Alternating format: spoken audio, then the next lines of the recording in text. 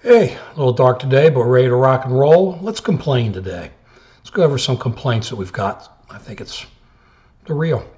Ukraine, of course, isn't on the front pages anymore. The Russians have troops massed everywhere. They're paying off everybody to go in and take over the city halls of the small cities inside Ukraine and dismembering it and doing what they got to do. We, meanwhile, are sending a couple hundred troops over to the our NATO allies on the eastern side, Poland and them, maybe a couple planes. And we're going to Asia, trying to face off against China. I really don't believe it, but I think we are. And I think we're trying to put out the intention that we are and the impression that we are. And it really leads to the question of how are we going to afford this increase in defense spending? We're going to need it. Leonid Brezhnev, man, talk about my age. Putin ain't going to back down. The Chinese aren't going to back down. They're all getting bigger. They're all going to flex their muscles.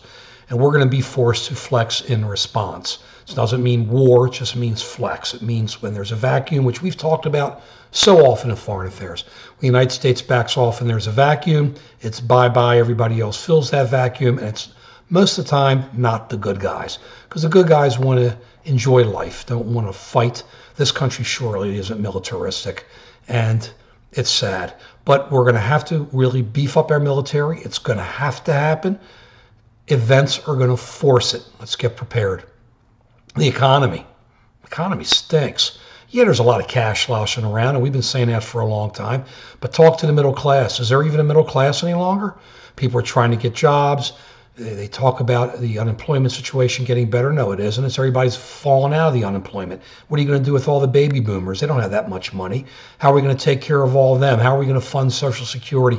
How are we going to fund Medicaid? Obamacare is here to stay. We've been very clear about that. How are we going to fund all that? People are getting older. They're getting sicker. Things are going to happen. One way we can do it, which we've been talking about, is heavy R&D by the United States government. We talked in earlier videos about batteries and other things.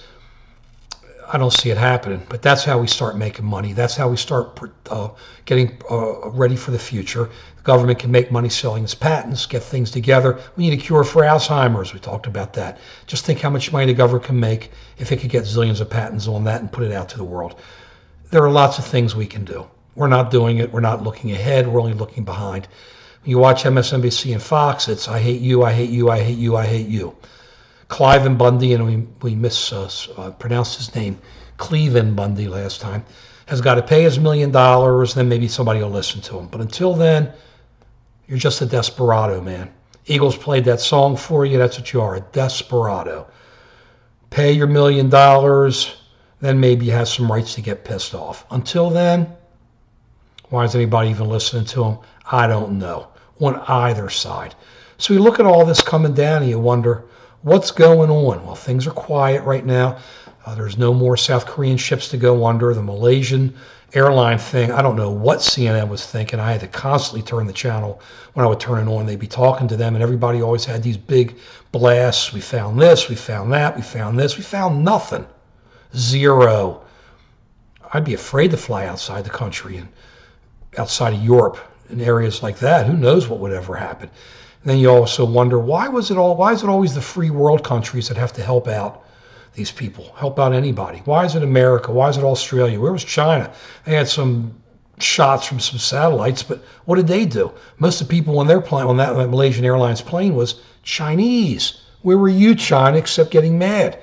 You're flexing your muscles over the little rocks in the Pacific they call islands, but you won't stand up and help when people need help. Makes no sense, but China does things like that. They're very focused on themselves. They talk about their judicial system, which is not a judicial system, and things like that. Russia's no different. Where were they? They weren't out there helping anybody. They weren't doing anything. They were doing nothing. So everybody's worried about the South China Sea. Everybody's worried about the Pacific. But those people who have that power aren't even caring. And then Syria. Man, Mr. President, Bashar al-Assad makes you look bad. How many times did you say he was out? Out. The man's coming up for what, a 7 or 10 year re-election? He's going to win.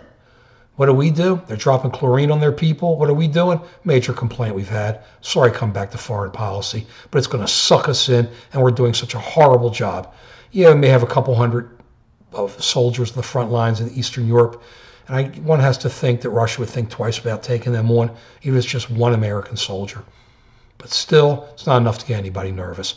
We're going to have to start beefing up the military. There's going to have to be money going everywhere. We can only live like this for so long.